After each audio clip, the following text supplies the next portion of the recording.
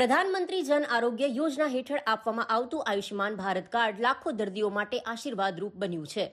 ગંભીર બીમારીઓમાં આયુષ્યમાન ભારત કાર્ડ થકી સારવાર મેળવી અસંખ્ય દર્દીઓને નવજીવન મળ્યું છે. આયુષ્યમાન ભારત કાર્ડ હેઠળ 10 લાખ સુધીની સારવારનો ખર્ચ વિનામૂલ્યે થતો હોવાથી લાખો દર્દીઓ આ કાર્ડ કઢાવી સારવાર બાબતે નિશ્ચિત બન્યા છે. પાટણના રામનગર વિસ્તારમાં રહેતા પોપટજી પશાજી ઠાકોર માટે આયુષ્યમાન કાર્ડ એક સંજીવની સમાન પુરવાર થયું છે. આજથી 3 વર્ષ પહેલા પોપટજીને પેટમાં તકલીફ થતાં તેમને નિદાન કરાવ્યું તો તેમની બંને કિડની ફેલ હોવાની જાણ થઈ હતી. છૂટક મજૂરી અને લોખંડના જાડી ઝાંપા બનાવવાનું કામ કરતા પોપટજી માથે આપ તૂટી પડ્યું.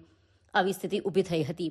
પરિવારની જવાબદારી તેમના માથે હોવાથી તેઓ પોતાની બીમારીથી સતત પરેશાન રહેવા લાગ્યા અને આનો ઇલાજ કેમ કરાવવો એની મૂંઝવણ અનુભવવા લાગ્યા. આ દરમિયાન તેમને આયુષ્યમાન ભારત કાર્ડ અંગે જાણવા મળ્યું, જેથી તેમણે આયુષ્યમાન ભારત કાર્ડ કઢાવ્યું અને આ કાર્ડની મદદથી પાટણની ખાનગી હોસ્પિટલમાં ડાયાલિસિસની સારવાર શરૂ કરાવી. છેલ્લા 3 વર્ષથી પોપટજી ઠાકોર નિયમિત ડાયાલિસિસની સારવાર કરાવે છે. દર વખતે તેમને સારવારની સહાય માટે સરકાર તરફથી 2000 રૂપિયાની સહાય અને ₹300 રિક્ષા ભાડાના પેટે મળે છે. હજુ પણ તેમની ડાયાલિસિસની સારવાર ચાલુ છે. પોપટજી ઠાકોર જણાવે છે કે આયુષ્યમાન ભારત કાર્ડ મારા માટે તો સંજીવનીની બુટ્ટી બન્યું છે.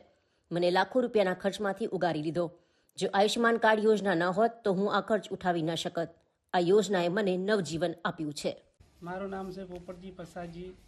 રહું છું પાટણનો વતની છું. રહું છું રામનગરમાં. હું મજૂરી વર્ગ છું. 3 વર્ષ પહેલાં મને કિડનીની તકલીફ હતી. પછી મેં આયુષ્યમાન કાર્ડ કઢાવ્યું. એમાં મને બહુ લાભ મળે છે અને 300 રૂપિયા મને સરકાર ભાડું પણ આપે છે અને ખર્ચ ફ્રી થાય છે મને. તો સરકારને હું બહુ ખૂબ આભાર માનું છું. તો હું ગરીબ છું, બરાબર. તો ઘર સારવાર ફ્રીમાં બધું થાય છે અને ઘણા લોકોને સહાયતા મળી છે અને મને પણ મળી છે. અને જેને કાર્ડ પણ ના કઢાવ્યું એમને લોકો તમે પણ કઢાવી લેજો. મેં તો કઢાવ્યું છે અને સહાયતા મને બહુ મળી છે. એમનો ખૂબ આભાર માનું છું સરકારનો.